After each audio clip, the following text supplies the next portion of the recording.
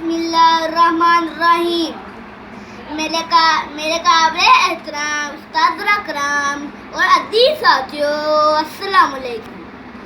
میری تقریر کا عنوان حضرت مرزا غلام احمد صاحب قادیانی علیہ السلام.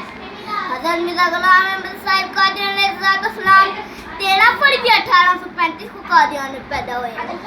آپ کے والد کا نام حضرت مرزا غلام مرتضیٰ صاحب اور والدہ کا نام حضرت چراغ بی بی صاحبہ تھا. حضرت مرزا غلام احمد صاحب قادیانی علیہ السلام اچھے اور نیک انسان تھے. آپ نے 23 مارچ 1889 کو پہلی بیعت لدھیانہ میں صوفی احمد جان صاحب کی گھر لی. پہلے دن 40 افراد نے بیعت کی. آپ نے 85 کتابیں لکھی. آپ کی مبشر اولاد 26 مئی 1908 کو حضرت مرزا غلام احمد صاحب قادیانی علیہ السلام کی وفات ہوئی. آپ کی عمر 74 سال تھی.